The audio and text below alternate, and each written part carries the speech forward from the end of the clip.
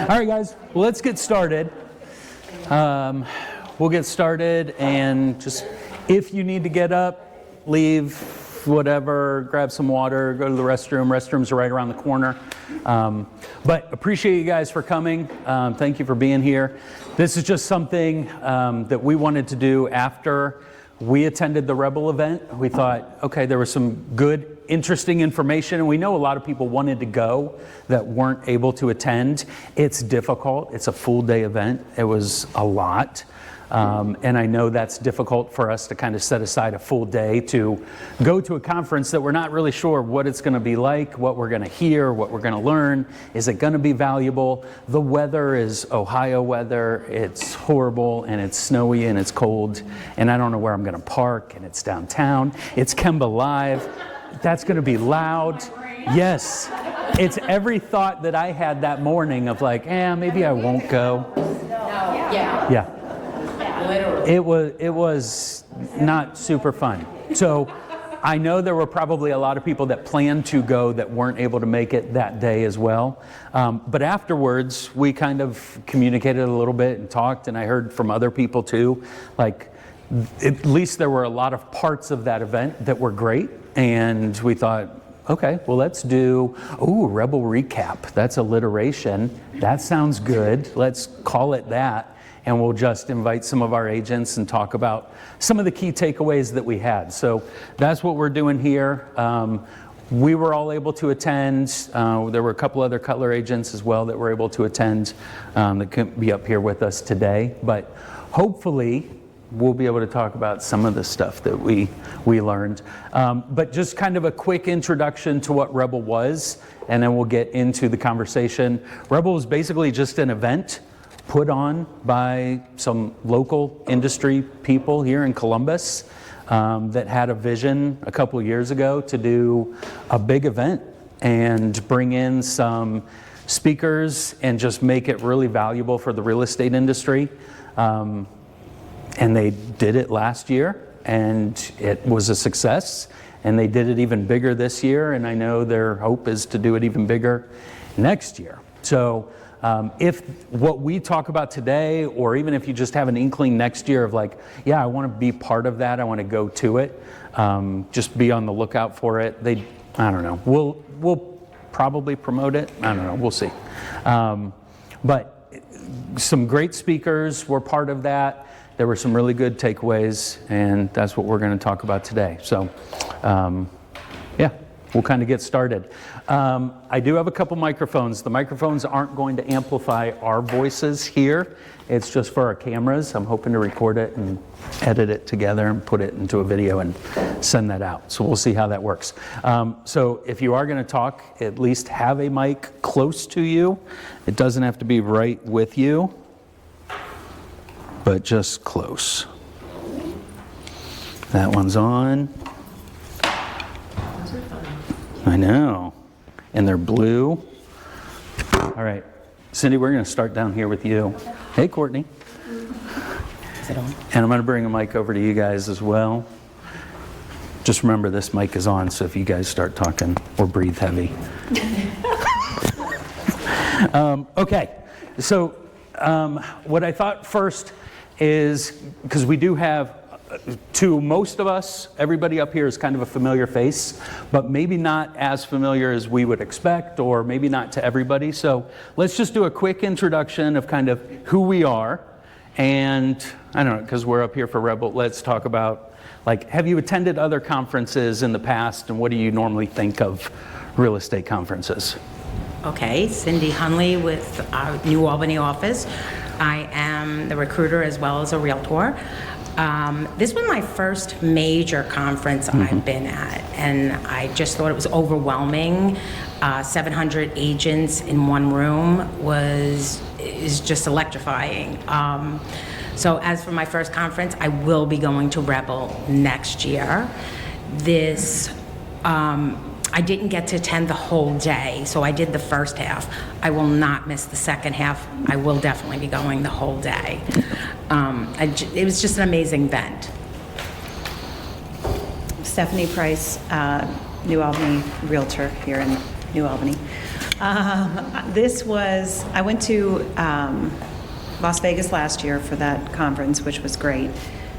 This was a condensed version of that. Jared James was there, which was a great speaker, both in Vegas and here.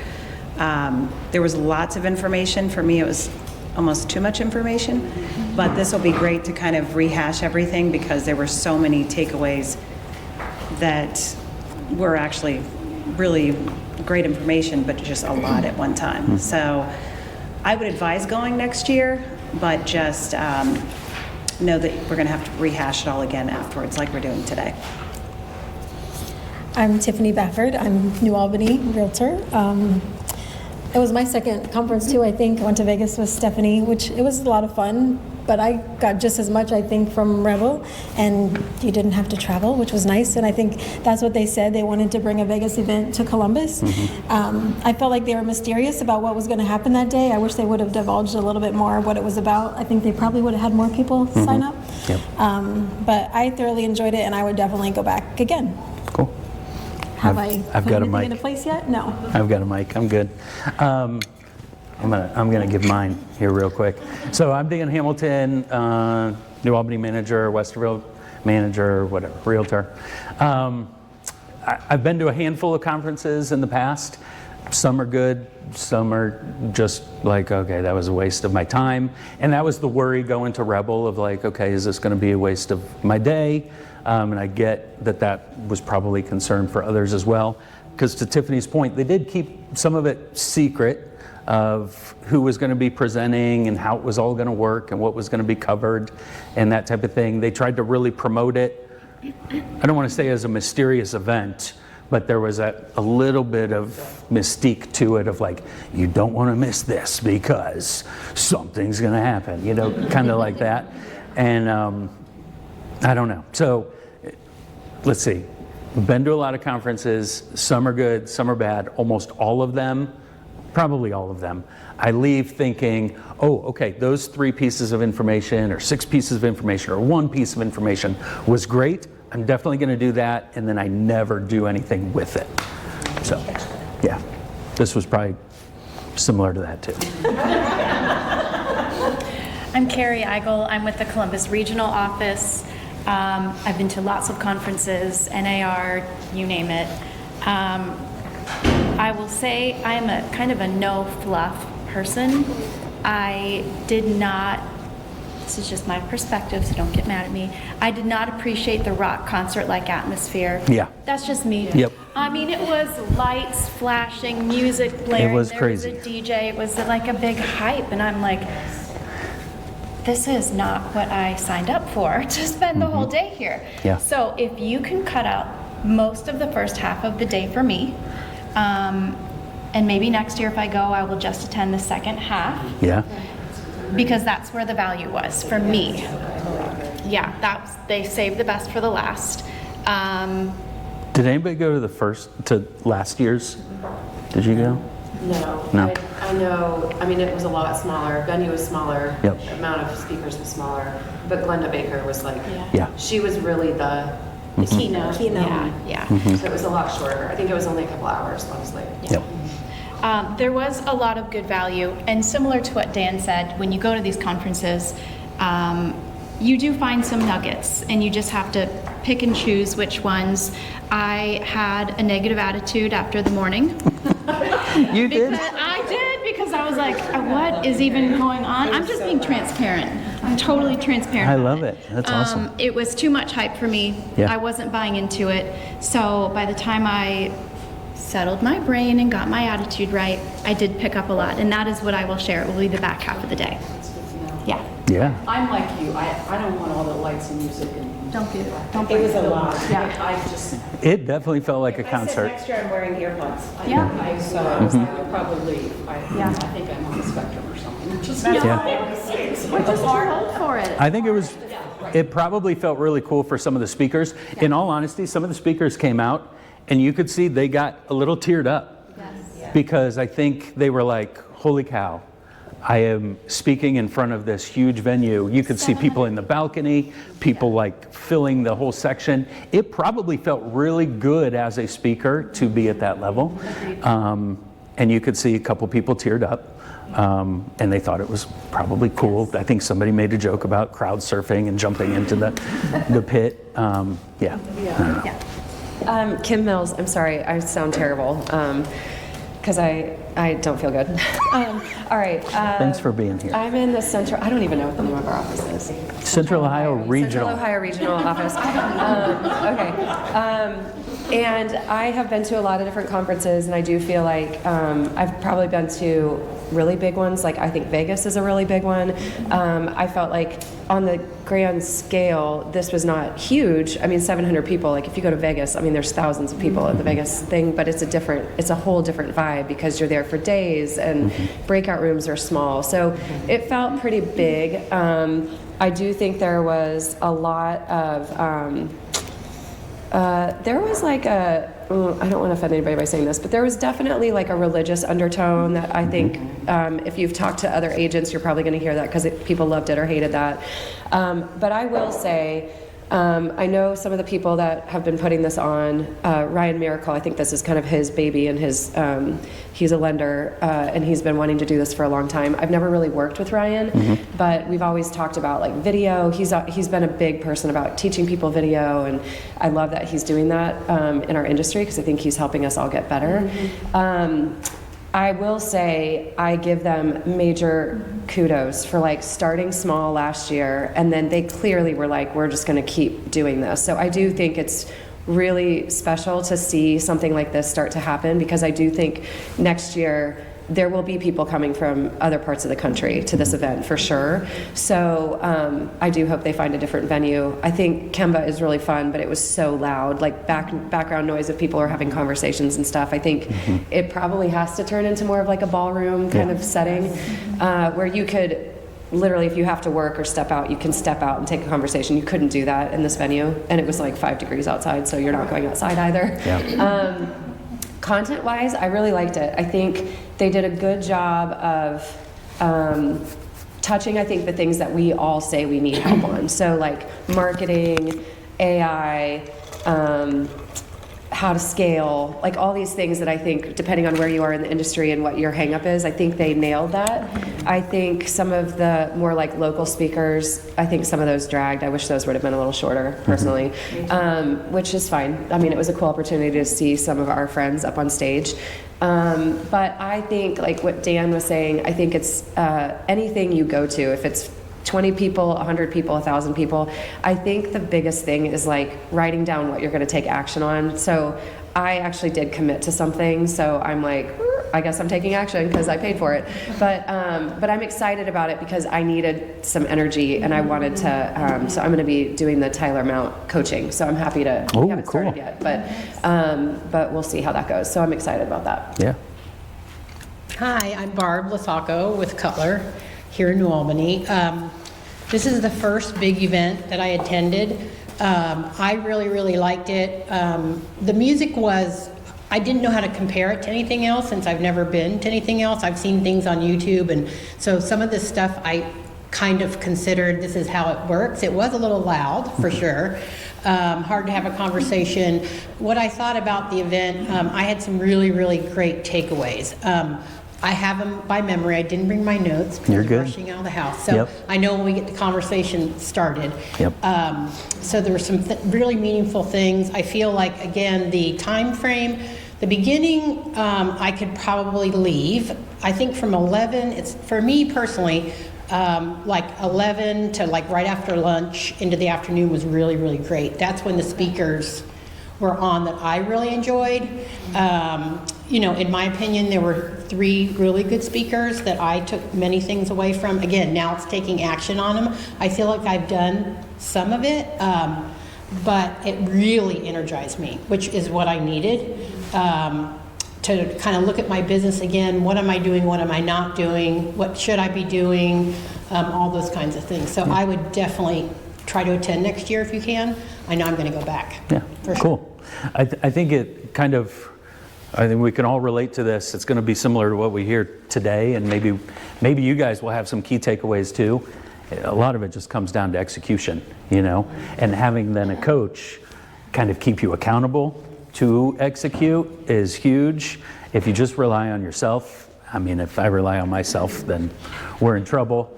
But I'm always going to have some key takeaways and a list of things like I should do these things. And then, yeah, if I can do one or two of them, then it's great.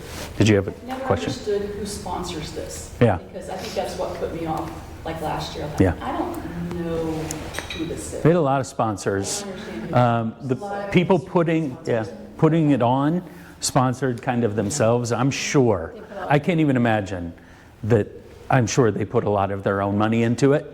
I am sure. And to them, it was a huge undertaking and probably a really big deal. But then they also had some key sponsors who all got the opportunity to kind of present and either talk or show a video about themselves or their company or whatever.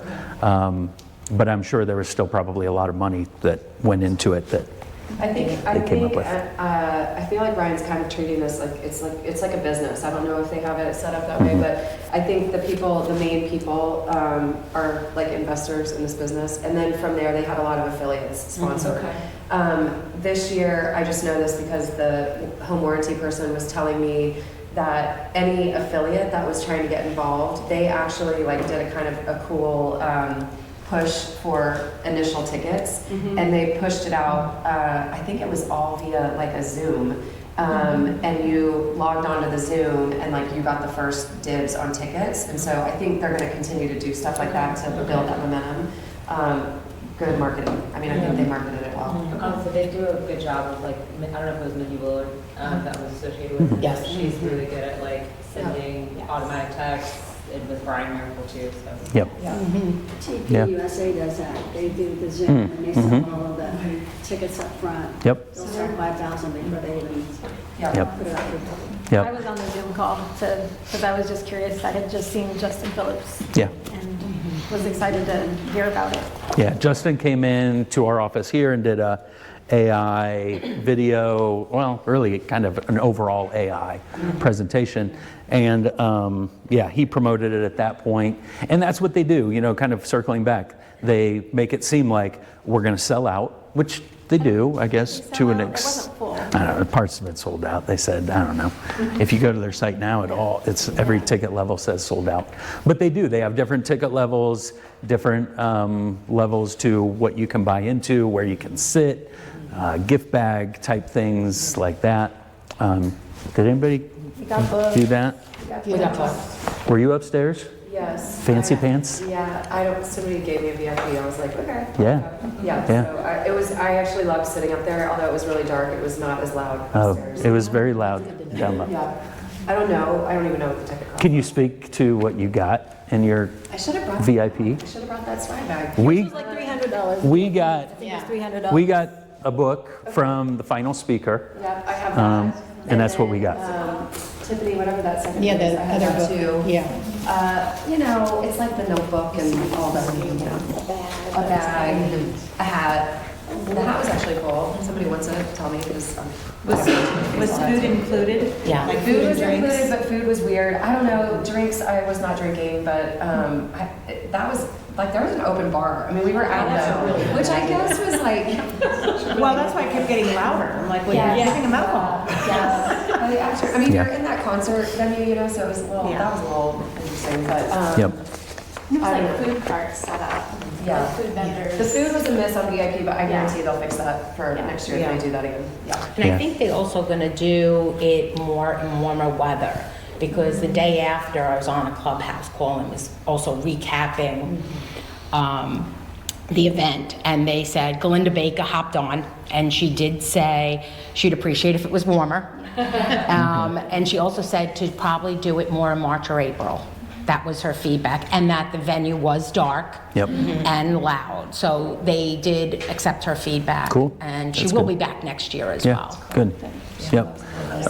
So I don't know, for those of you who know who Glennda Baker is, or maybe you don't know who Glennda Baker is, she is I guess, a social media star, realtor, and she speaks a lot, and she was at Rebel last year. They didn't announce her as being a guest this year, and kind of she was a surprise guest So maybe we'll talk about that in a little bit of how they did that.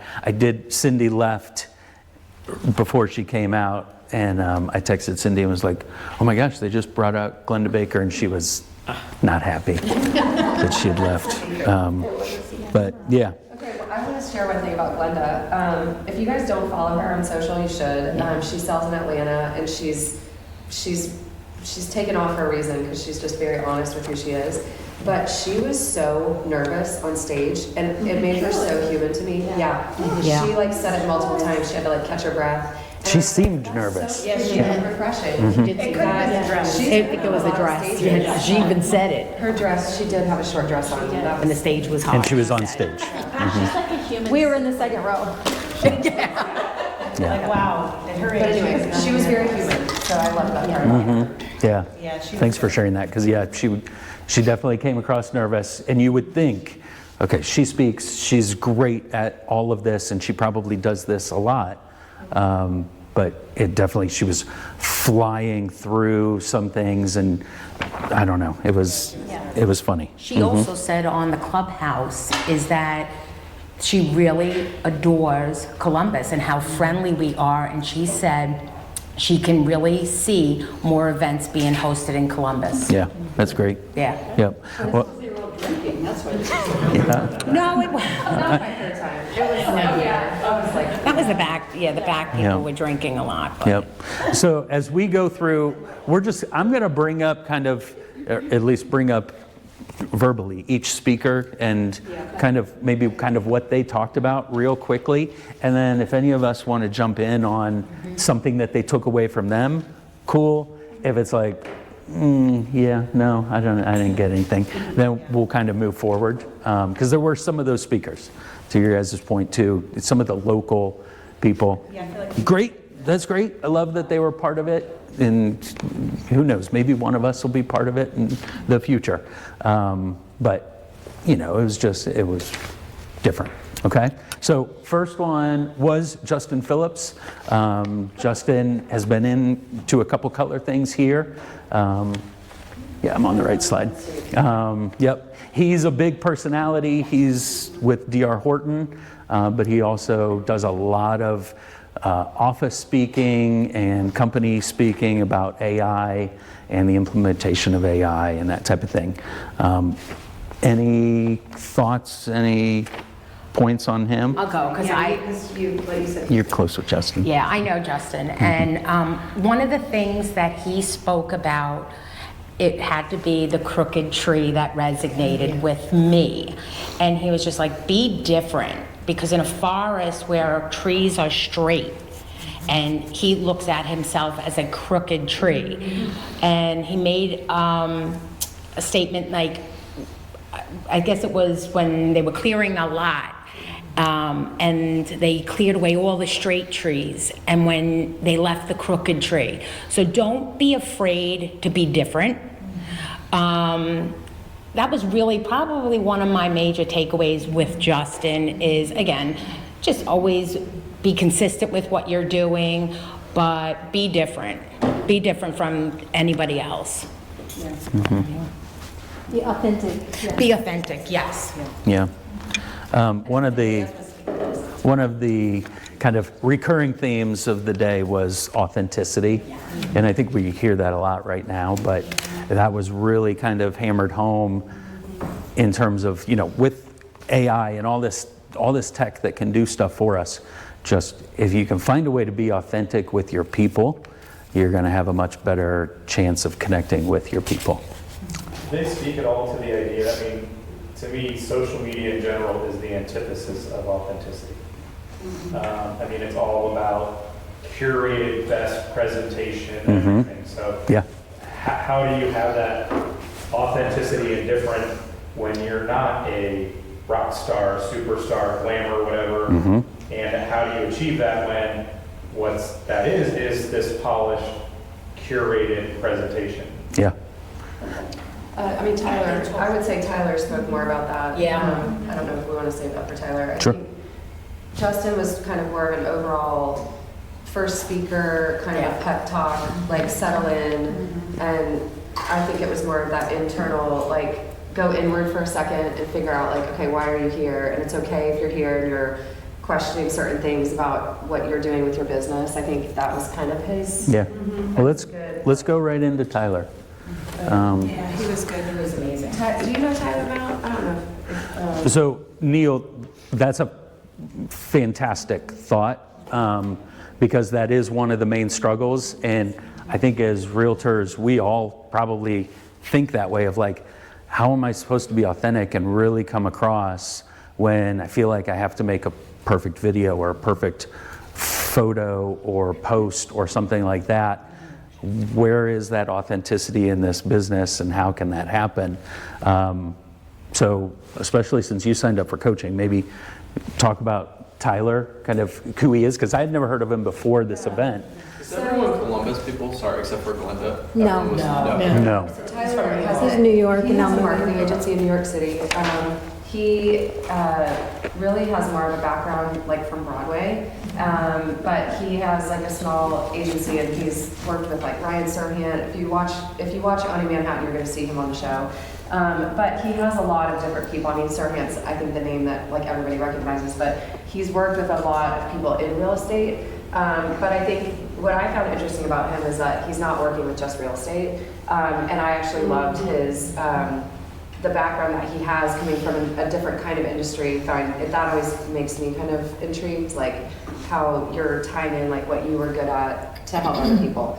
I think Tyler said probably a lot of stuff that we've heard a lot of people talk about with social media, like yes, the authenticity. I think he gave some, I did write some stuff down, like LinkedIn, he gave some life hacks on LinkedIn, which I thought were great. If anybody's sleeping on LinkedIn, like I feel like I've been sleeping on it, and that's one thing that I wrote down here to do is he said add 100 consumers weekly on LinkedIn. And think about like not just doing it, I mean, be strategic about it. So if you're thinking about, okay, on a business platform, maybe what segment is missing? So for me, like attorneys and doctors are who I really want to start connecting with on LinkedIn. They don't have to just be in Columbus, but I feel like I know a lot of doctors just through like your life, right? Like if you've stayed in touch with a lot of people and friends become doctors or attorneys or whatever, like use that platform to reach out to them because it can be a giant opportunity for a referral network. But he said like find 100 consumers weekly. Like you should be growing your LinkedIn weekly, which I found interesting. And like something that I'm definitely not doing. Post dynamic content weekly, and then engage with engagers. I think we've all heard that, but for some reason when he said it, I was like, okay, I mean, I love social media, you guys know that, but I'm like, okay, what do I do now? And that's what I found interesting about him is getting on there and just being consistent with what you're doing, I think is like, that's like entry level. And then to like really have this be more of a referral network and a lead gen and all that kind of stuff, I think engaging with engagers is like, that's the social part of it. So yes, you have to post and you have to do all these things, but you need to go in and be sending DMs to people that are sincere, right? Like, and so I think if you start thinking like, okay, you're touching 100 new people on LinkedIn, maybe they start following you on another platform. Like these are opportunities for conversation, right? And it doesn't mean that that's like immediately like, ooh, I want you to sell my house, but it's going to be closer than not talking to them, you know? Right. So I just believe that like what he is saying, if you have a presence and then you start doing that, you can build this trust because you're on there as you, right? Like it's who you are. So I found that he did have some social faux pas that I wrote down, which Neil, this is exactly what you're getting to. Yeah. He said the social faux pas he sees filtered content, so like too filtered, like stop putting all these filters on filters on filters. Text heavy graphics, no one's reading them. And then, so like basically if we create something in Canva and throw it on, he's like, stop doing that, no one's reading it. Which, I mean, I do it, we all do it, but I'm like, oh, okay, guess I shouldn't do that anymore. And then sales focused content, like just talking about what you've sold, again, like that's not the way that he would coach you to do that. So those were like the top things I wrote down. I felt like it was a lot with the way we are with Ninja. I felt a lot of ninja-based Yeah. with Tyler. Yeah, I agree with that. Yeah. Yeah, I was kind of surprised. He doesn't come across like that type of personality Yeah. to be more ninja-based, I guess. But he led with, I mean, he talked about 3 things, and you would think it would be like social media and video and AI, but it was CRM, number 1, newsletters, and LinkedIn. Like the opposite of tech and AI and all of that. CRM, newsletters, and LinkedIn. Specifically with CRM, he basically said to be using it because you want to be connected with your people. But the newsletters part, newsletters has been something I've been thinking about a lot lately in terms of, and we've talked about it, really putting that into play because I feel like there is such a lack of, I know there's a lot of newsletters out there, but in terms of true value and what can be shared, and I know you do a newsletter, I don't know if you do a newsletter, you do, I want to be on it. What's that? Email newsletter, yep, but he talked about so many of us when we do a newsletter, it's just salesy, you know, it's like, hey, here's Columbus market update, here's why you should use me, get your home value here. He talked about starting newsletters with personal narrative, kind of an intro of like what's happening in your life, story about yourself, making it very personable, almost like your mom's Christmas card back in the day or Christmas letter that she would send out, like here's what the family did this year. And this is, and then You said content, you kept the content. You talked about content, this guy covered content. yeah, I mean, he covered a little bit of content, but kind of the idea with the newsletter was make it personal, like narrative at the beginning, a story a little bit, and then lead into community-based stuff, like what's happening in Columbus. And then it was a real estate grab bag at the end of like just some real estate stuff to kind of just stay in people's minds that you're a realtor, but also you're a human being and you have some personality to yourself. But to also answer what Brett just said was about just doing an email, he also said do paper version because he feels like people will read it. Yeah.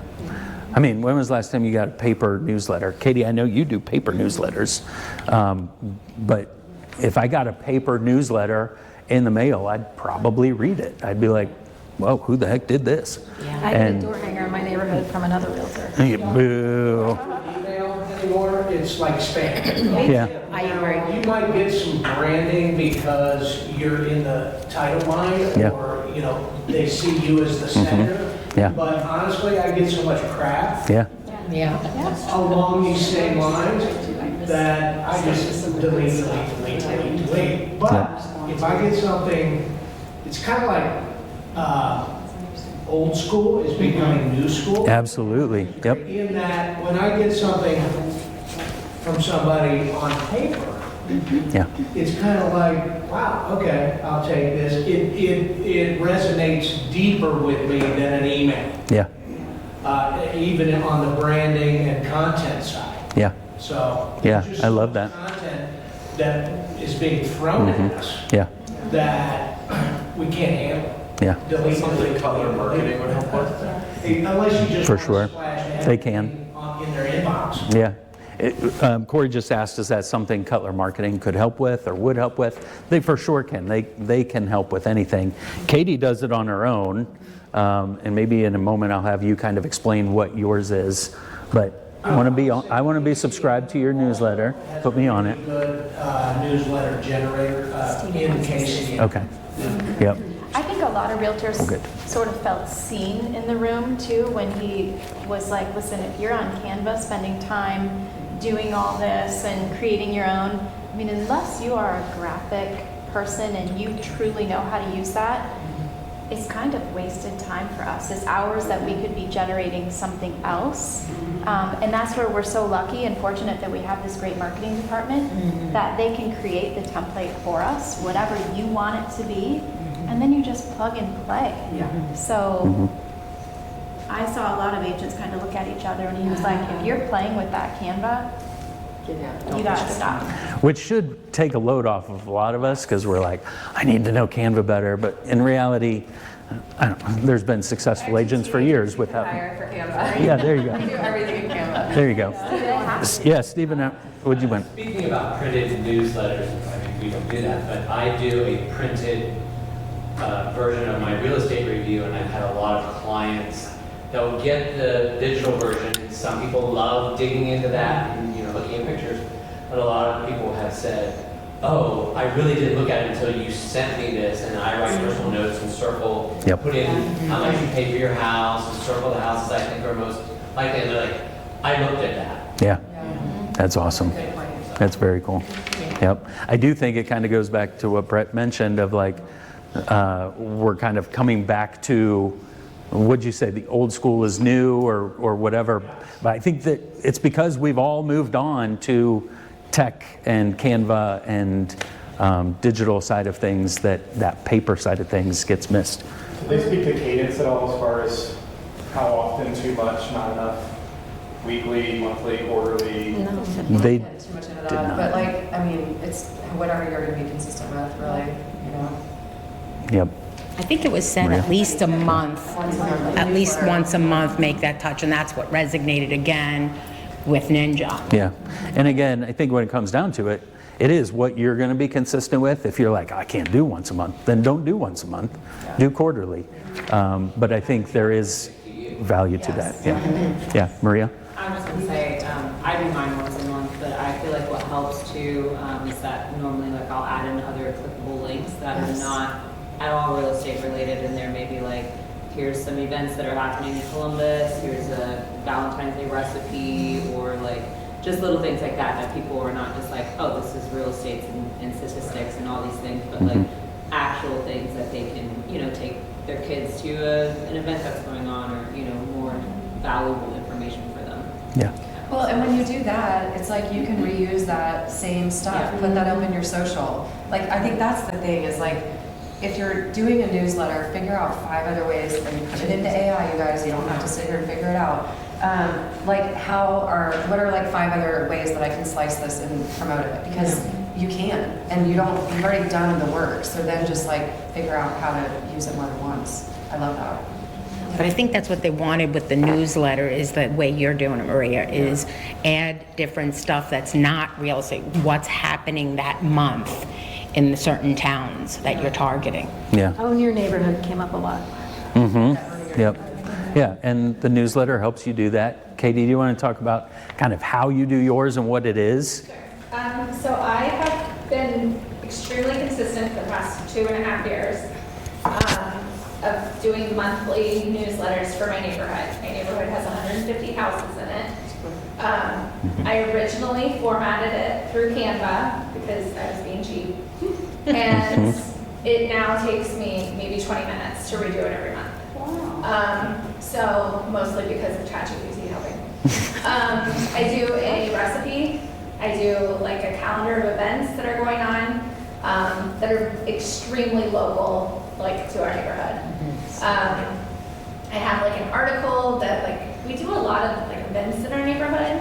So I'll kind of like do a recap of like whatever event happened that month with pictures of like neighbors and kids and things like that. And then on the back, I have a very small little like paragraph of like just what real estate is looking like this month. And then I print it here, just on regular paper because it's free. it's free. Yeah. It's fine. And I actually deliver it by hand because so many of our neighbors are outside all the time. So most of the time when I'm delivering it, I get to have conversations with people. I think almost every single person in my neighborhood knows me. It's awesome. Do you knock on their doors if they're not outside, or do you I just stick hang it on their them? mailboxes because it just goes faster. Sure. But Do you fold, this is gonna be something. I do. you fold I fold it Okay. and I just shove it in there, Yeah. like in their mailbox. And but a lot of people are outside, and I talk to a lot of people. And I've had a few people. Strangely, there's a lot of older teenage boys that go, "We don't want that if they see me outside." So they're outside. Stupid teenagers. I do have thing on there that people can scan, and if they want to have it just delivered to their email, which is great because then I can capture all their information. I've had maybe like 50 people scan it, which has also been cut back on how many I'm having to deliver. And then I also have done different events that then I advertise on it, just in our neighborhood, like I do in Easter, but people have to scan to sign up. So just other ways to be able to capture their information and use it in their email. So how professional do you think it looks? Is it like well done? Is it like anybody could do it? What do you think? I mean, I think it looks nice. Yeah. I think it looks nice, and you know, especially because it doesn't cost me anything. Yep. So just time. It takes me about an hour to deliver them. Yeah. And 20 minutes to That's awesome. make it, and Yep. 10 minutes to print it. So Yep. I do it once a month. So. Yeah. So if you rely on marketing would do one. Yeah. But then you'd have to ask them the next month to do another one and another one. I don't want to not say don't use marketing, but if you use Canva or something like that, or Etsy, that's how Maria got her templates from Etsy. Very inexpensive, they look great, and they'll give you a Canva template that's already made, and then you just log into your Canva and use that every single month and redo it and fill in different real estate sections. I don't know, for me, Won't marketing do that too? They'll create a template for you? for Canva, I don't know. Ryan's very anti-Canva. Yeah, the English. Yeah, Ryan would do it in Create, yes, and then you have to use Create, I always which is fine. recommend Etsy because there's so many options on there, and you can literally type in like 2026 newsletter, and you're gonna have a million pop up, and then you can just kind of pick from there. When you download it, it's an editable Canva, like you can change every single thing on that flyer that you want, and just make it, personal to you. So. Yeah. And I think a great option would be digital version and print version. If you really want to go all in, do both of them and send them out. I heard Tom Ferry and Jason Pantana last year, a couple years ago, talk about so many people get marketing in just one way. If you just continually get an email, like let's say I'm getting an email from Carie, and I'm not a realtor, she is, but I'm getting an email every single month from Carie. At the beginning, I'm going to notice it, and then it's going to become noise. But if every single month I'm getting an email from Carie, a newsletter in the mail from Carie, a newsletter via email from Carie, I'm seeing an ad pop up from her on Facebook and Instagram every single month, and I'm getting this or that and invited to an event and whatever, you can be sure when I think of real estate, I'm thinking of Carie Igel. So, congratulations. Yeah, I like that, the layering. Yeah. You want to be visible In lots of different ways. online, offline, social media, email, Yep. but not, in a total spam way. 100%. Yep. Even if you look at your I calendar, don't want to send you the spam. If you look at like your calendar, like look at a year, we did this when we had Real Social. We were just trying to help people understand. I think a lot of us, you start out excited, you're like, I'm going to do this newsletter. And then the second month, you're like, what the hell am I going to talk about?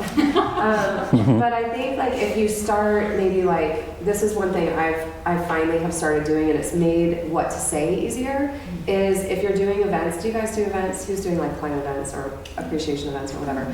If you look at like maybe you do 4 of those a year, they could be huge, they could be small, it doesn't matter. But if you put those one each quarter, and then you think about how many times you're going to touch somebody just about that event, it's probably like 8 to 9 touches, before, during, after. And then you can talk about that in your monthly newsletter. Like if you just break that down like 1 month, and then you look at like, I'm going to continue this for 12 months, your communication of what you're going to say, you can just batch it. Like you can literally write everything and then just schedule it, which is, to me, I think that's the thing that we all have to be better about, is we all get busy, and then if you turn that off, it's like the lights are off, so it's like anything that you can do to schedule stuff out, which you can schedule out in the CRM and everything. So. Didn't Tyler talk about AI some as well? Because I am very more lightly used ChatGPT, and after this, I thought Tyler talked about it, and I think Glennda did as well. But it was really interesting how he had his phone on stage and he was just using it, asking, talking, like having almost a long conversation with it, and got all this information. So I started thinking about how can I use that? How can I do that? Well, like the newsletter thing obviously was a big hit with all of us and it's easy and all that. And I kept thinking, what am I going to say? Like, that's the thing. How do I be creative? And I like your idea. Start writing things down, like as I'm, thinking of things to help build it. But also, and I did upgrade to 5.0 and, paid a little bit more money for it. And it makes a big difference. And like I said to myself, okay, I'm going to ask ChatGPT. I want to do, a quarterly newsletter. And, obviously I already know I'm a real estate agent and I live now at Buckeye Lake. And what can I talk about living on the lake? I mean, just really, and at least it'll spark some great ideas, right? But he talked a lot about it, Tyler did, and just talked about different things like what kind of client are you attracting? Like you can ask, or what kind of client do you want to attract? I mean, just asking ChatGPT to kind of help you get to brainstorm and like, I mean, that was big for me. Yeah. So I've started using it, I mean, in the last 2 weeks, a lot more with ideation. Yeah. Anybody else on Tyler or Amy? Yeah. Question, is it Katie? Yeah. So you've done this for 2 years. Have you tracked how many deals have come to you? Any over the last 2 years? I mean, I've sold, in the last 2 years, I've sold 2 houses in my neighborhood. Do you think they benefit from that visibility? I think so. I also have one that we're looking now. So I think our neighborhood is interesting because we have a lot of original owners. The houses were built in the late 90s, a lot of original owners, and I think we're getting to the point where we're starting to have some turnover. So I'm hoping that, just sticking with it will continue to pay off. Yeah, 2% still good. I think it's good. Also, you're like not spending money. I mean, I think it's amazing. Right. And I mean, our price point is like, sevens, so like it's worth it to me. For sure. And those and literally. Those grumpy teenagers that say, I don't want it, in 5, 6, 10 years, are going to be buying houses. That's right. Or they'll be realtors. Yeah. Their parents are moving as soon as they graduate. Yeah. Yeah. I run a Facebook page and I use it regularly to come up with videos because I will ask, what are the top 5 things that my group are concerned about right now? And I get 5 good prompts to create 5 videos over the next week. So I use it that way. You can use it easily for real estate. I used to use it that way for real estate. What are buyers concerned about? So when I would go into an open house, I would say, are you guys concerned about this? Or just so I'm like making That's sure great. I'm on track with what's trending. Yeah. That's awesome. Yep. All right, let's move on from Tyler. As you can see, I think Tyler was one of the better presenters that day. I really appreciated and liked hearing from some of the stuff that he talked about, really because it was that kind of simple, old school real estate, CRM, newsletter, or some way to just stay in touch with people. And then LinkedIn was one of those things that everybody goes to Instagram and Facebook, where LinkedIn, he was like, engage with your engagers.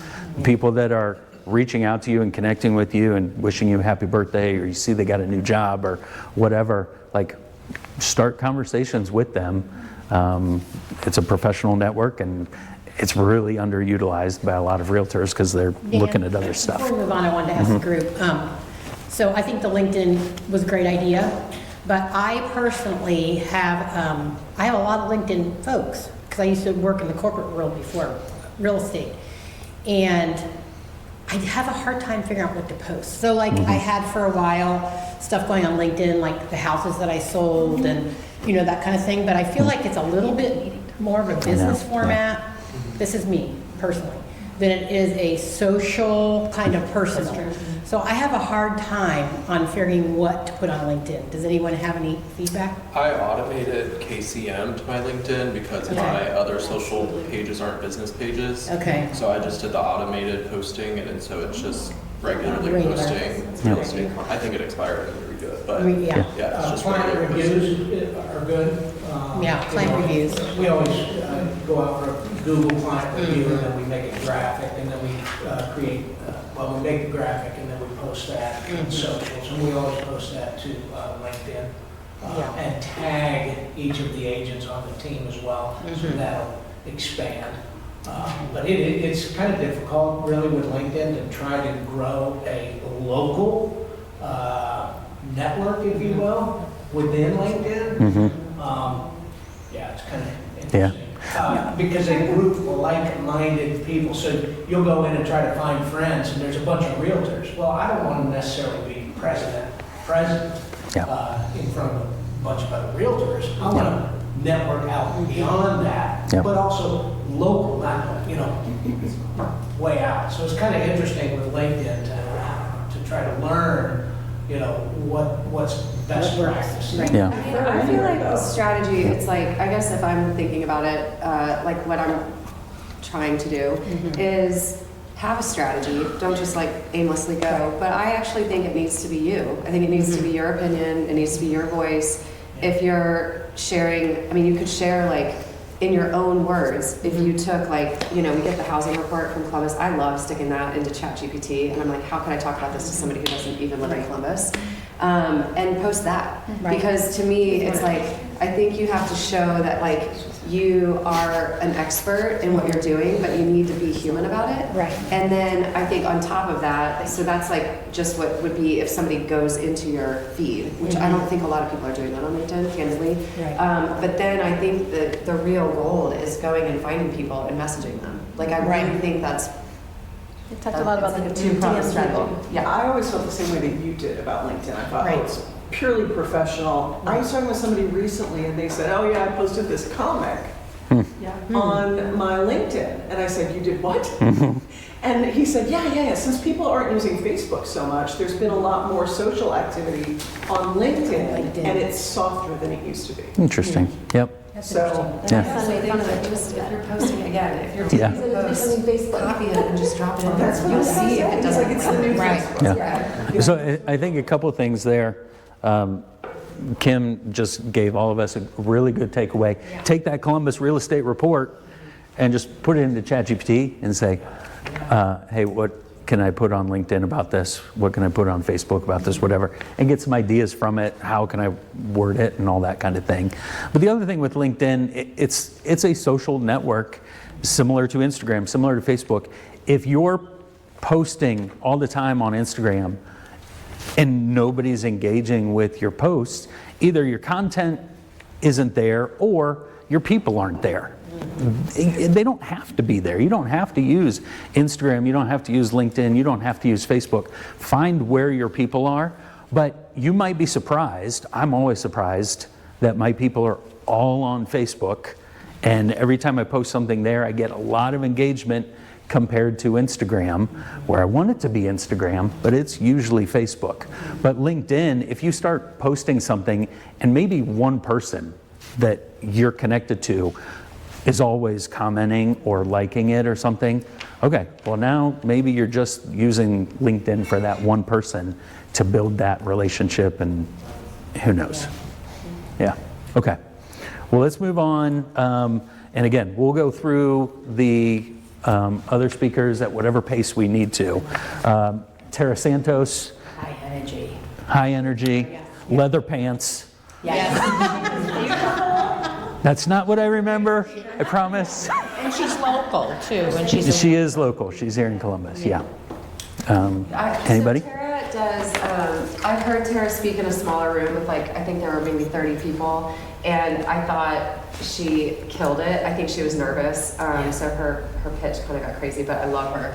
She is really good about creating funnels, marketing funnels for people. So if you have questions about that, she is local and she's amazing. I would just reach out to her.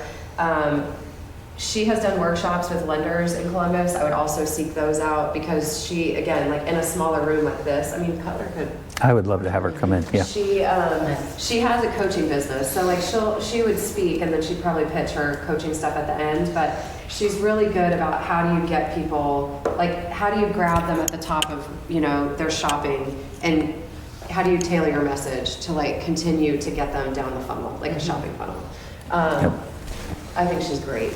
I found her to be very genuine. Yeah, yeah. She does talk a lot about funnels.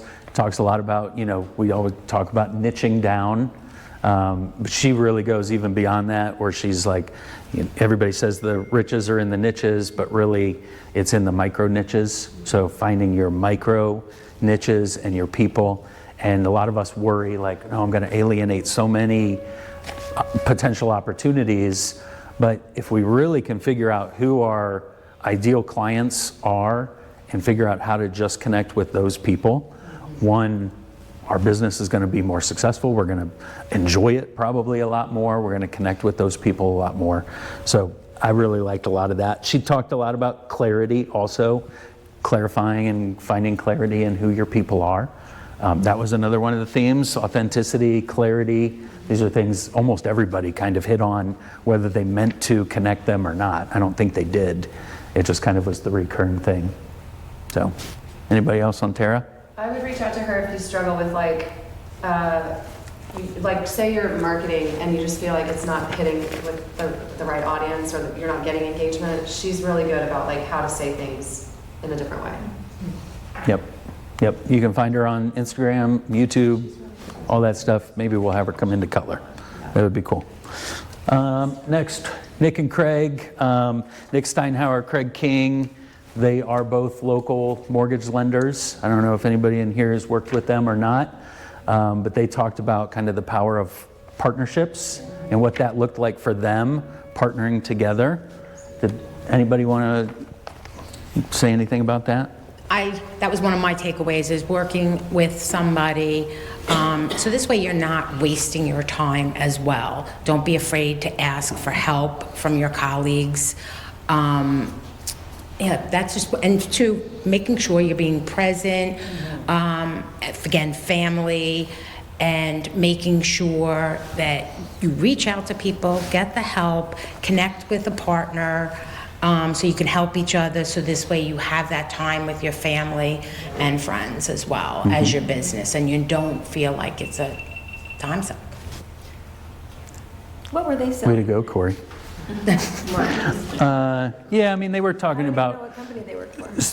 Oh shoot, are they at Lower now? I don't know. They were with Thrive. I think it's Lower now. They were part of the guys that put this together with Ryan, and this is kind of something that they've wanted to do and make big. So they were kind of there for mortgages. They were kind of there to really just make this a big event. But they talked about partnerships. They talked about how kind of they knew each other, but they were kind of opposites. They took their DISC test and all that kind of stuff, and one's on this side, the other's on this side. They didn't really realize it, that they were opposites, but in terms of them partnering up, that made a big difference for them because it helped them become really more successful. One filling on one side and the other filling in the other. And then which I thought was cool, at the end they brought their families out because they talked about kind of their partnerships don't just include them, but it's kind of like the whole family has built in to helping them be successful and the whole partnership be successful, and they're all close, and I don't know, that was cool to see. So Our kids checked us in that morning and Offered to take our pictures when we left. Yep, they're all sweet. So they're really nice, great guys. They do a weekly newsletter also. Their newsletter is really good. It's one of the best newsletters that I get. It's jam-packed with too much business stuff. I wish they would cut a little back, but if you're interested in what that is, I don't know, find me after and I'll get you on that. Okay, let's go to Glennda. So we broke for lunch and nobody expected, I don't know, maybe you heard through rumblings or something that she was going to be there, I'm not sure, but I didn't know she was going to be there. And we broke for lunch and then we came back and Glennda came on screen and kind of did a, oh, hey, Columbus, I'm so sorry I can't be there. I really wish I could have been. I loved Rebel last year. And then it kind of like started glitching, like they were having trouble with her, service or communication. And then the DJ pretended like, oh, I don't know what's happening. Maybe we can get her back or whatever. And then she walked out, and everybody that was surprised was really excited because, again, she's a big name, she's a big personality, and it was kind of a surprise. But then where everybody had been really talking for 20-ish minutes, she got a full 45 to an hour, and she flew talking for 45 to an hour. But it was great. So any key takeaways here that we want to go with? She was my favorite, I'll say that. Me personally, I really connected with her. The couple things that really stood out to me. See if I can turn this camera back on.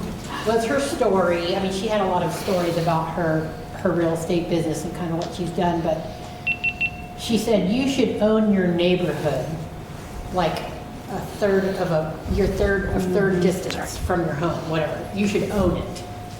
And so, which I know, but I took that away, and I have not been in my current neighborhood very long. So I kept thinking, okay, how am I going to do this? And, what am I going to do this? And so she was just so invigorating. And then, she talked about, like everybody else talks about, video and just be yourself, and people don't care, and, that's what really attracts people. And so funny quick story, I came out of the workout place the other day, and I thought, well, hell, I'm just going to put myself on video.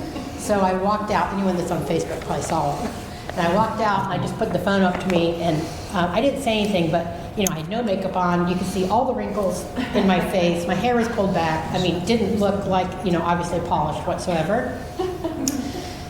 And when I got home about 10 minutes later, my daughter calls me and says, Mom, I think you actually put something on Facebook.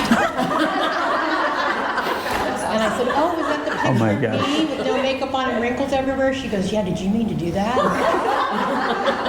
And I said, yes, honey, I did. I actually did. I said, I went to this, great event, and they told me just to do it.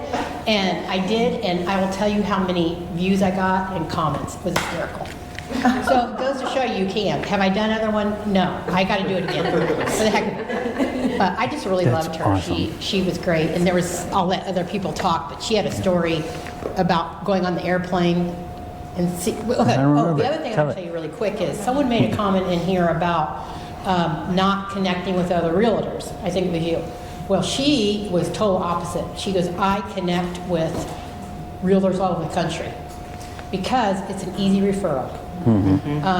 And I gain, they get on my Facebook, they get on my Instagram, we create this relationship, we've never met in person, and she said, I have done so much business on referrals, a lot. Yeah. So I thought that was interesting too, cool. Because I don't do that a lot either. I do some, but... Yeah, tell her airplane story, I don't remember. Oh, the airplane story? Yeah. So she she was talking about her personal story, and she went through a divorce at some point. And so that's kind of how she started on social media. She got on social media and just kind of started talking about her story in divorce. And she said, I did it, and I got so much feedback from it. And she said that's kind of how it spiraled from there. Her just talking about, her personal life. And so she said, well, I'll just keep this going.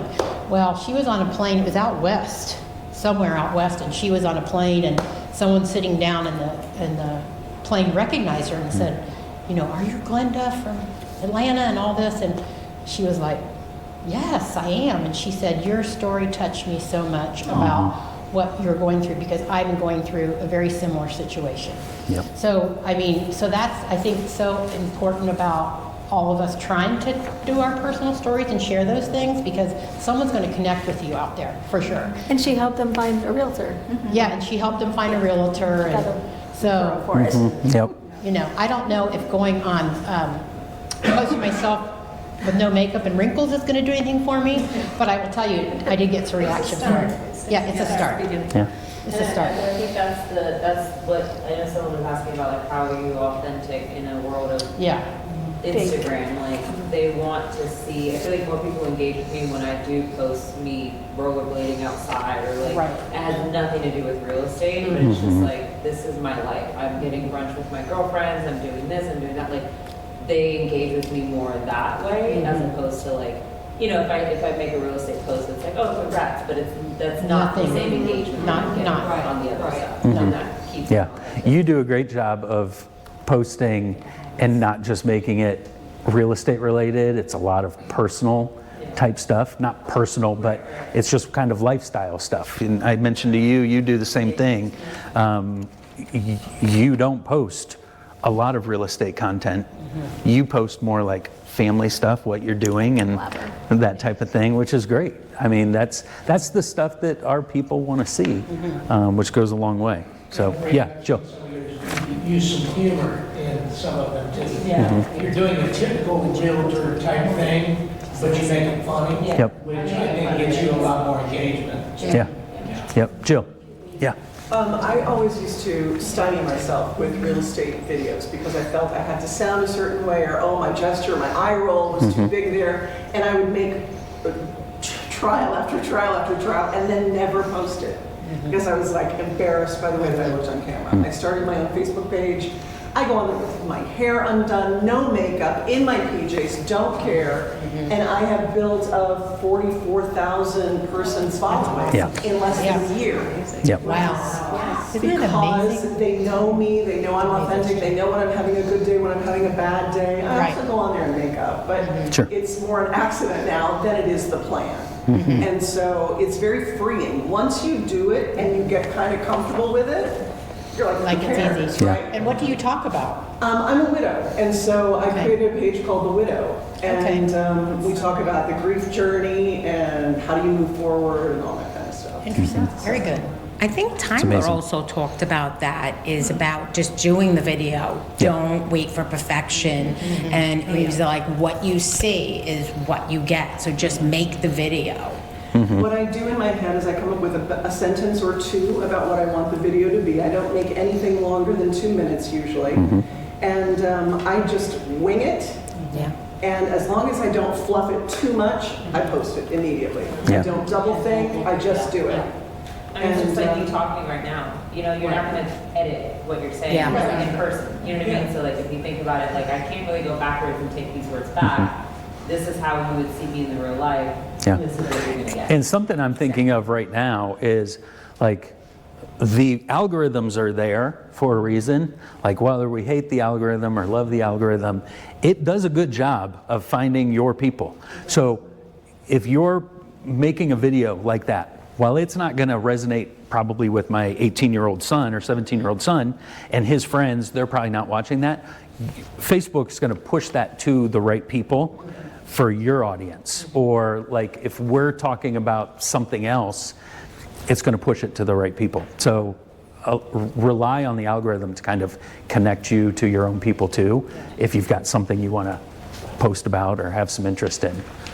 Anybody else on Glennda? I know there was She was big quite on a bit. hosting parties and being the go-to in your neighborhood, just very much geography and being a hostess and sending all these gifts. She was showing all the gifts that she sends to people. Oh, yeah. She's known as a cupcake lady for birthdays. What'd she say? Yeah. Yep.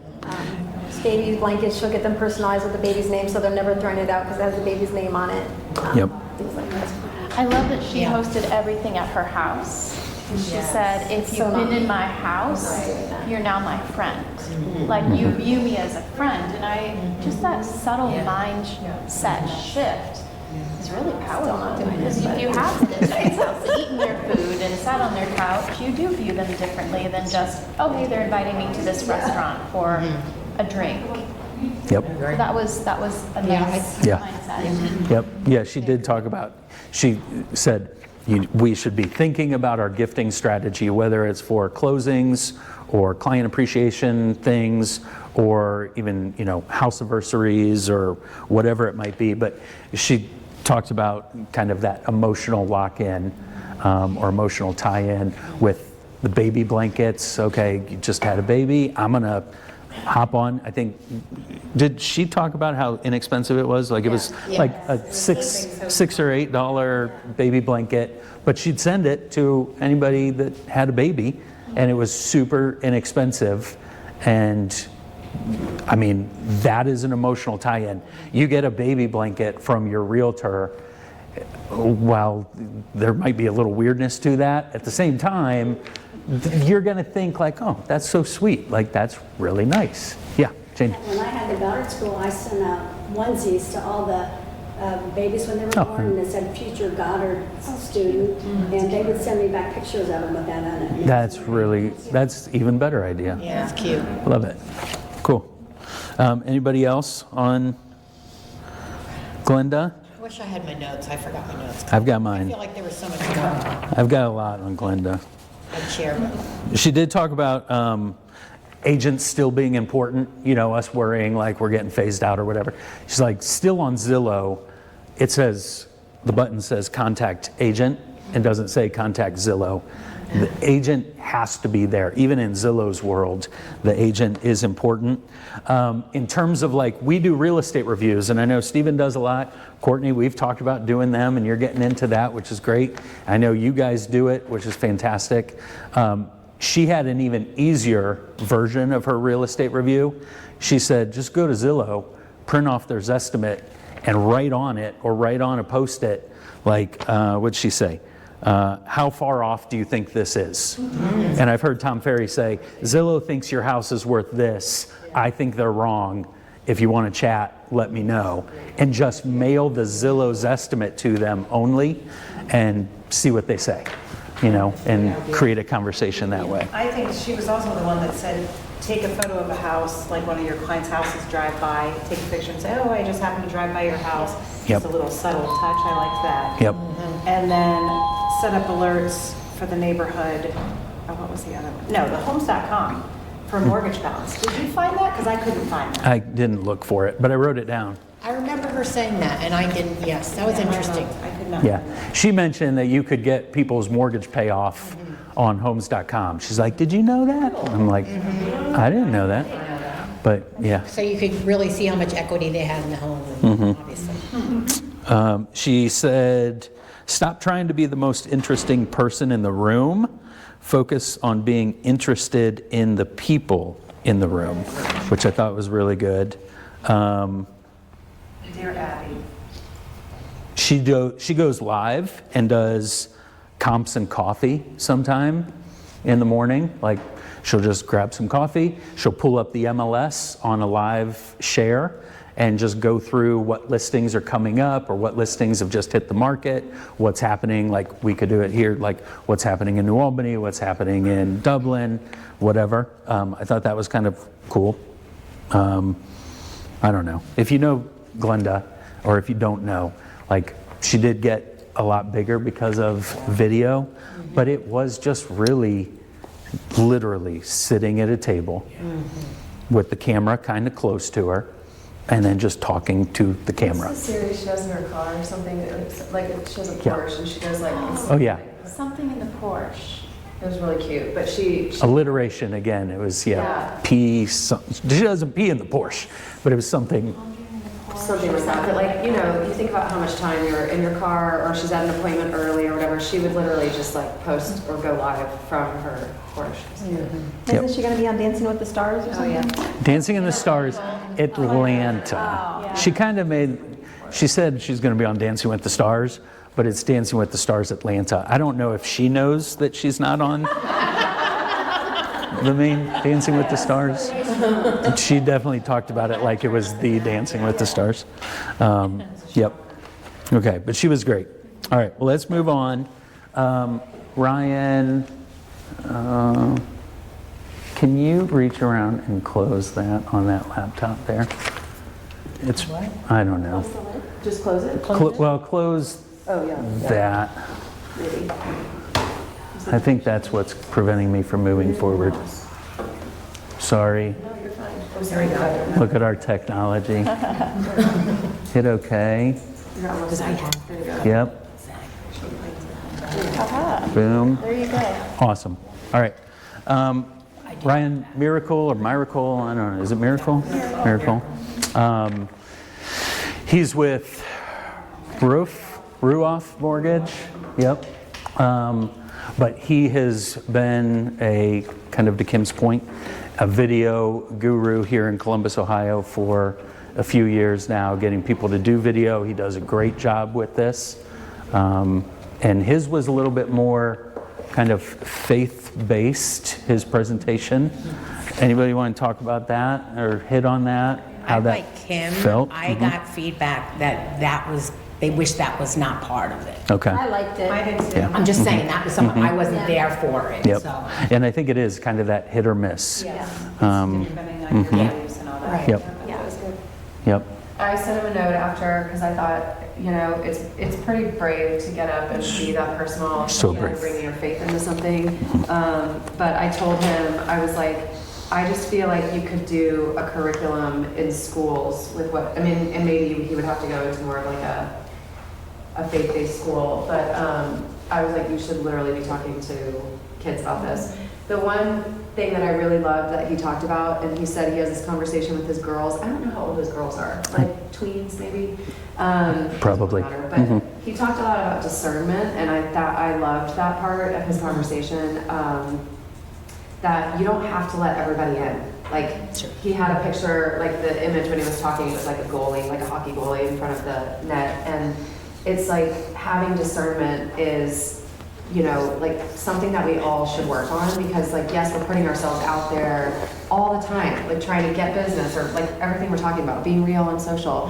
But like, that doesn't mean you have to say yes to everybody or everything that comes your way. In fact, like the bigger you get or the better you get, like you actually have to get really good at discernment. You know, I thought that part was really good. Just the older you get. Yeah. Well, one of my themes Like this all- year is all don't that. say yes unless it's hell yes. Yes, I love that. That's pretty good. Yeah. My theme is just say no. That's needed for sure. Yeah, I think with his, I've admired Ryan from afar. And I don't know if I've ever met him. I probably have, but that's a little weird. But I think I was just so like, not in awe, or not. I shouldn't say in awe, but I was just like, what he did. Your wording, like brave, like wow, like that, to get up in front of all these people and to kind of talk that way. That was really interesting. And regardless of whatever, like I just thought, like, wow, that took a lot of guts. And I thought it was a change. yeah. It was a nice The whole change. day, it was a nice change. It Yeah. was relaxing, Mhm. it was emotional, and there were just so many emotions. Yep. Yep. Yep. And Kreg and Nick, I know Kreg and Nick share same beliefs, and they kind of, not as nearly as directly as Ryan, but they kind of hit on that too. So there was that little underlying theme to the event, which was just, it was different. So, He was yeah. authentic. He was very authentic. Yeah, and he was boldly authentic and confidently, and really just wanted, kind of at the end, he had a QR code that just went to his cell phone number and said, scan this if you want to connect and do something big together. He also Like, did stuff through Messenger too. yeah, I got a message from. okay, yeah, yep. So, I do think Ruoff, their big strategy this next year is helping us with events. So if like you're trying to put something together and you need a sponsor, or you're like, how do I do this? Like, he could be a good person to just reach out to. Because that's Yep. like where they're spending their marketing dollars, is really more with us, like helping us be whatever we're trying to do. yep. Do you use him? No.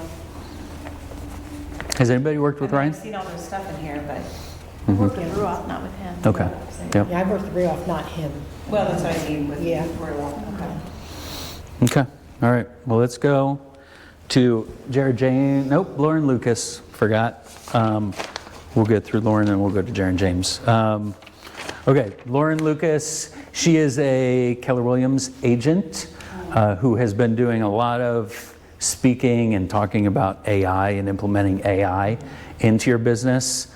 And when I say a lot of speaking, she's really, I mean, it kind of seems like she's turned her job instead of real estate into a speaker, and just kind of going around and talking about AI. Who knows how long that lasts, that kind of speaking gig or whatever, but she kind of did that for us. Did anybody, what do you guys think of hers? Anybody have any thoughts? I think it sounded good, but I don't want to just place somebody on my calendar without, I just won't do it. Yeah. I won't do it. She talked about people just being able to like sign up for Calendly and automatically pop onto her calendar and they could chat about things. And Tiffany mentioned like, I don't want people just popping on my calendar and being there and me being like, I don't even know. Nobody freaking uses it. Yeah. Yeah, everybody's scared to do An it. hour on 2 different days. I'm like, oh, you want to have a consult? Like, here's the link. Yep. But nobody's done it. Yeah, everybody's nervous to do that. Yeah. I liked her some. I felt like she was a little bit, for me personally, too transaction based.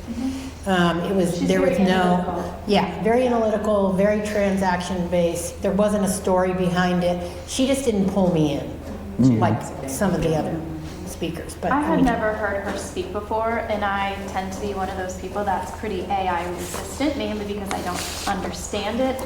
We all hear like, what are the negatives about it?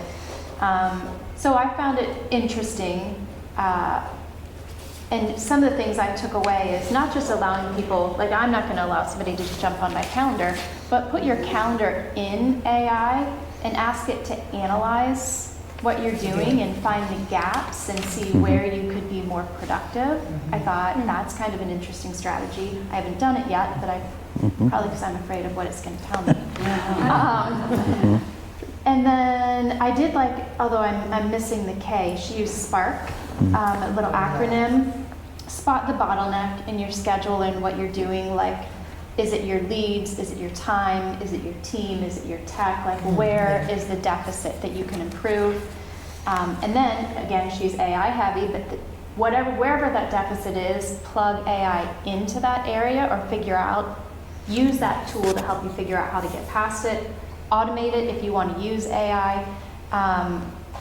And she introduced the idea of training artificial intelligence so that it sounds like you, everything that autoresponders, nobody knows it's not you. We've all had the experience with the phone calls though, where it's, supposed to be a person and we recognize right away we're talking to a computer.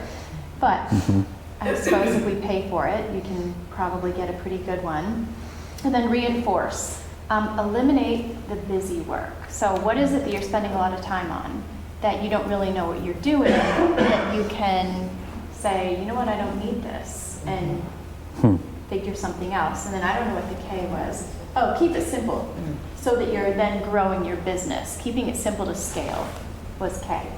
So from somebody who knows and doesn't use AI and automation really at all, she opened my eyes to a couple things. Yeah, that's awesome. It feels like if you're not careful, it takes away the authenticity that we were all just, so it's interesting to figure out how to merge them together. But, Agreed.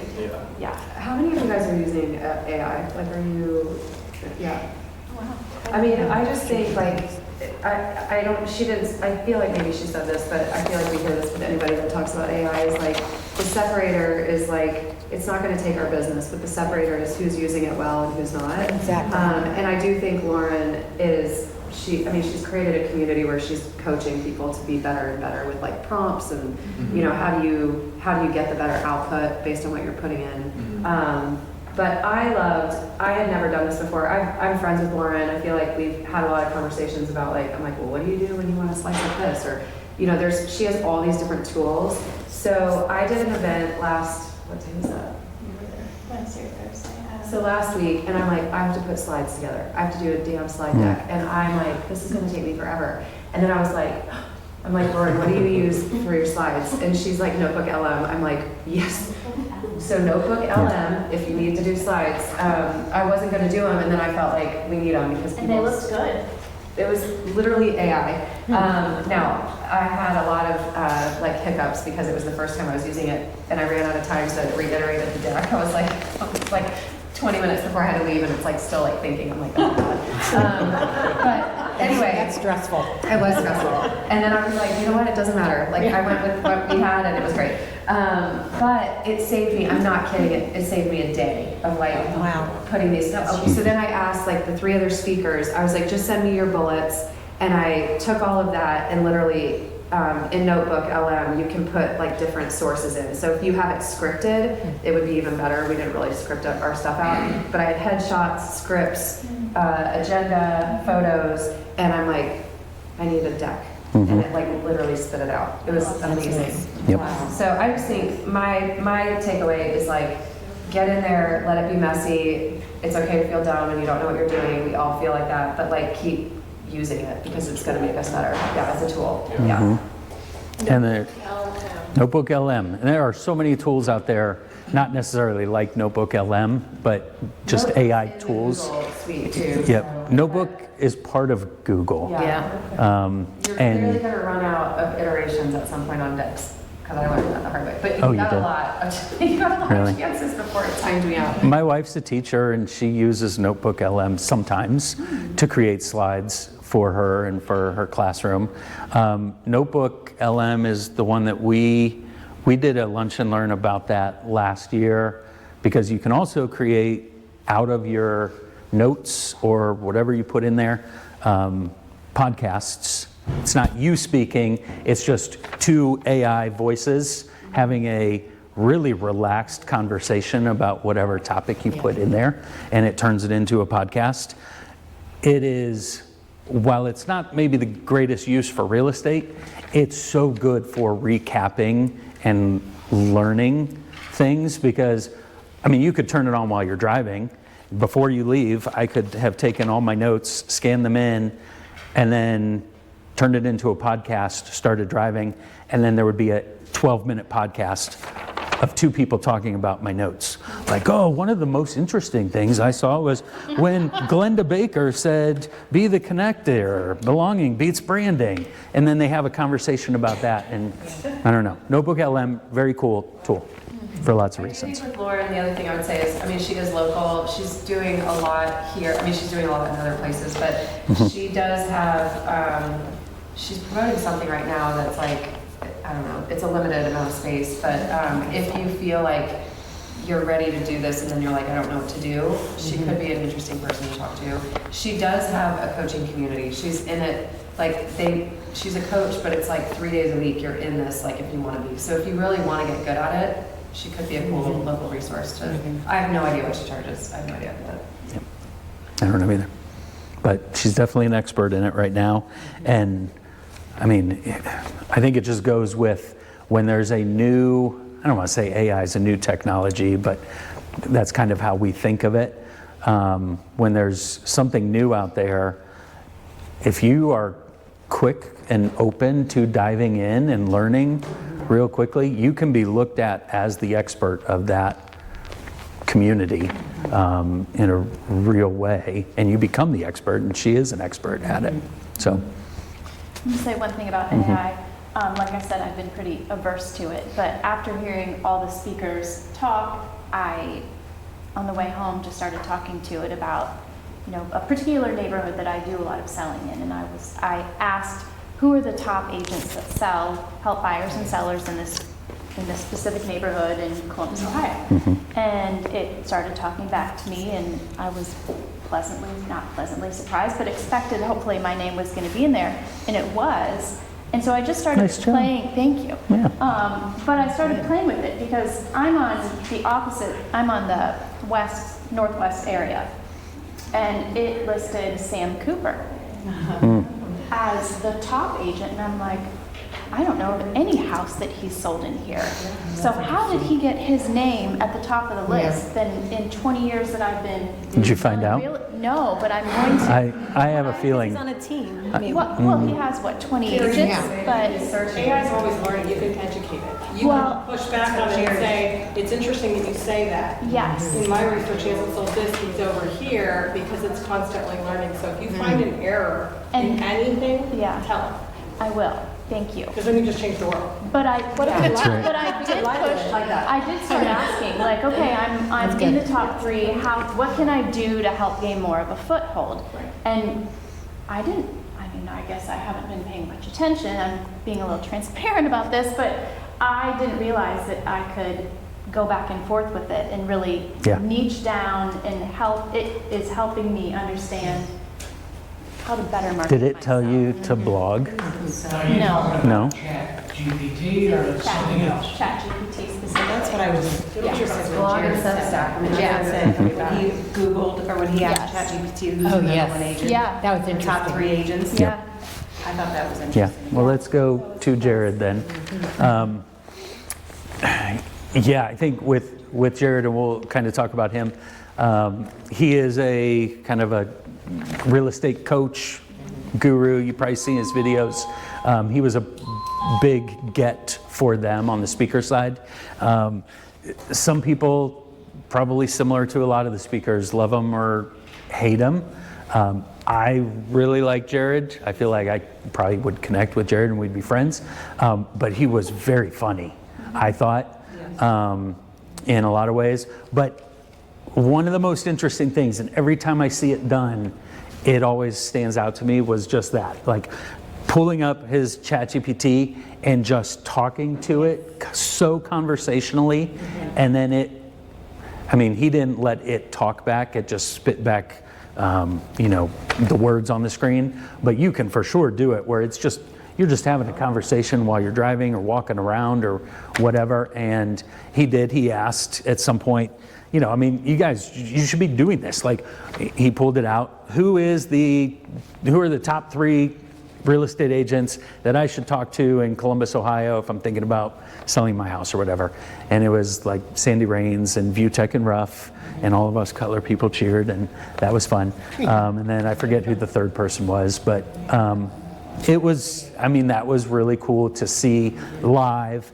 I remember watching Gary Vaynerchuk. Yeah, it might have been Steven Dial. It was Steven. Gary Vaynerchuk, he talks to his AI a lot, and he's not great at typing and being organized with his thoughts. He's just a unleashing of his mind type person.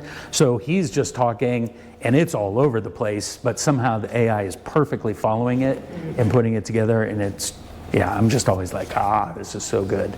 Yeah. Jane. I did that with Brock. I actually named my robot Elton John. So my kids are now saying, Mom, ask Elton John about this. Yeah, it's so good. Yeah. Hey, Elton. Yep. That's good. Yep. Awesome. You'll never have to pay for counseling again. Yeah. You can get a ton of medical advice. It's true. Yep. Just be cautious, but it's good. All right. Anybody? Jared. I have a couple things. He said this a bunch: visibility trumps ability, over and over again. So I know Neil had to leave, but like, if you're not being visible on platforms and stuff, it's like you're gonna kind of become absent from the business, right? Obsolete. And the reality is, like, you don't even have to be good. If you're showing up on video, you don't even have to be good at the job. Like, to me, that's motivation to be like, well, we should all be doing this because we're good at what we do. So let's have people find us. How people are finding you has changed. So like what we're talking about, like being findable, it's now about blog and Substacks. That's why Substack has taken off, because Substack is like, I don't know if chat owns them, but they're basically the information that people are writing on Substack, it goes right into chat. So it's not about like follows anymore on social media. You have to be present, but then it's really, you have to be searchable. So you can ask chat like how you can be searchable on Instagram. You don't really have to do hashtags anymore, but tying in a blog is huge. I've actually asked Ryan a few times like if we can attach blogs to our websites, and they're working on it, so I don't have a straight answer. I can answer it. You can. It is there. I just want an easy way to do I'll show you how to do it. It's not too difficult. And especially now with ChatGPT, you could just ask ChatGPT to write you the blog and kind of tweak it a little bit and then put it on there.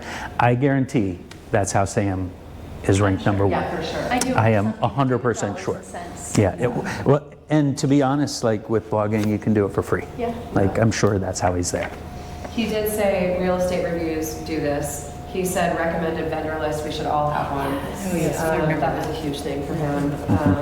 Those were the big things I wrote down. Or do what I do, is just know someone who has one online and just use theirs. That's perfect. That's exactly it. He did talk about a survey that kind of went with that of just, the survey kind of showed what our clients really want out of us as a realtor after we've worked with them. And it was kind of that market analysis, real estate review, like really how much is my home worth after we've closed with them. And then the second thing was access to our vendor list. Like if I need a painter, if I need a handyman, who should I call? Having that list. And then he said the third thing, super surprising, that nobody thinks of and nobody does anything about it. I don't know how this is even possible, but the third thing people wanted was just information on homeowners insurance. And it's probably because homeowners insurance has changed so much and it continues to change. Those were the three things: market value, vendor list, homeowners insurance information, and that was it.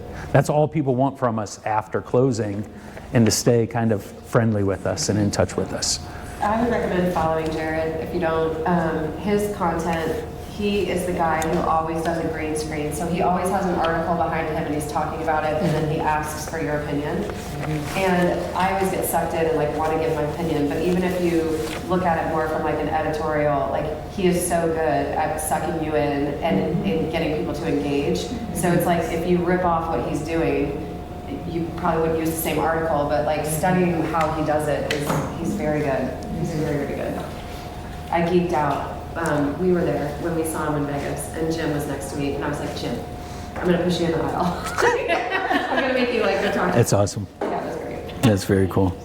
Yep. One thing I noticed, because I've followed Jared for a long time, he's come a long way in how much of a better speaker he is now. He used to be nervous and I don't know, he was kind of hit or miss with some of his stuff, but I don't know. He was on his A game the other day. He really did well and everybody connected with him. One thing he mentioned, I think somebody else, maybe even two other people mentioned it, and Cindy and I have kind of talked about it, like so many people are afraid to make videos. Like just make a video with what you look like. Like you don't have to worry about what you look like. If you make a video and you connect with your client, they're going to see you anyways. You are what you look like. Don't worry about it. Like they're going to eventually see you. Not always at this age. They're eventually going to see you. You mean to do that? That's true. That's so good. So I haven't done public videos. Yeah. But I started doing birthday videos. Yeah. And I loved mine. I did too. I love mine too. Wait, I just had a birthday. I did not get one. To your favorite people. And yeah, the first one I did, it was like 6 takes, but I've got it down. That's awesome. More comfortable, I'm still not. Yeah. So what do you do? So when I reverse, camera and just say happy birthday. Sometimes I have a hat, sometimes you've got a lot of goofiness. He's so cute. You're so cute. Okay, wait.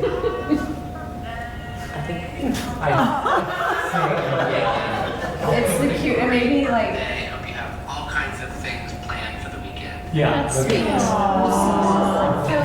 It made her feel good. You did. Heck yeah. Look, you're saved. I remember Sean Carpenter used to send me birthday videos, and he hasn't for the last couple of years, but I still remember him from before because that was something nobody else does. I think that's great. Keep it up, Stephen. Yeah, you're good. You're good. We're finishing up here in just a second. Yeah, you're good.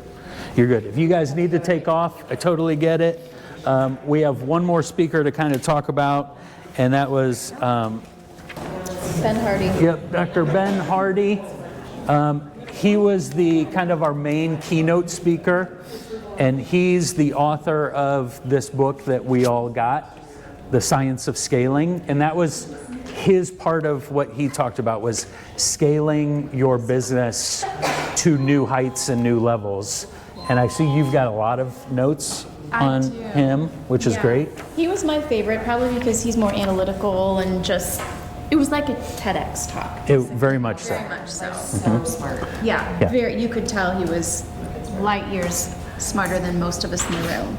I would guess a lot of people thought his part was kind of dry, where for those of us that are a little bit more analytical and like to hear some of this stuff, probably got a lot out of it. Yeah, I have a whole page. Good.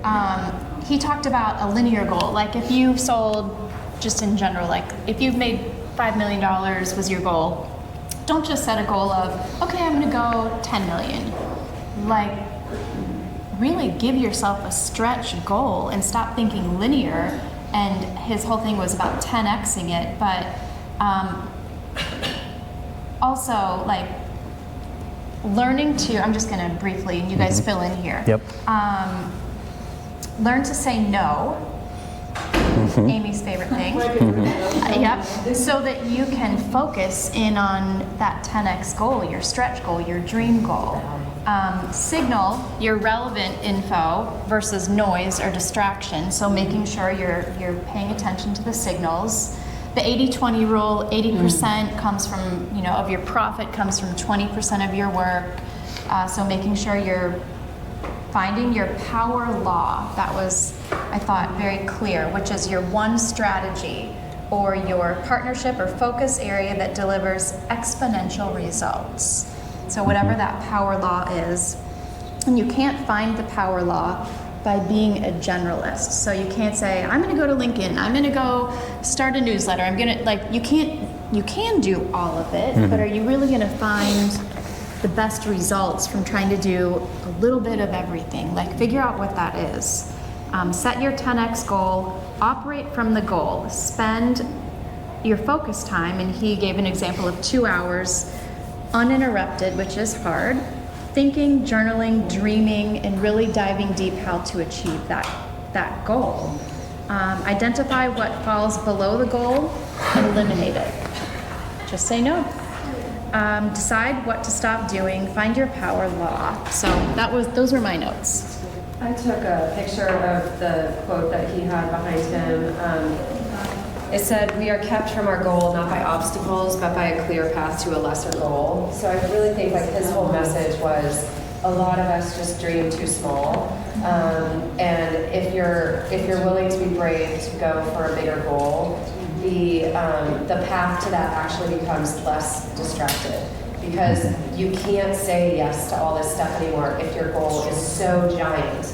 That he showed kind of like this map of like, if your goal is just like 2 more transactions this year, it's like you can be super distracted and do that in your sleep. Yeah. But if you say, I'm gonna like 10x it, then a lot of these distractions and things, clearly there's not space for them anymore, there's no time for them anymore. So he said you can create a much, and I think there's graphs in this book, where it's a line of like, here's how you get there.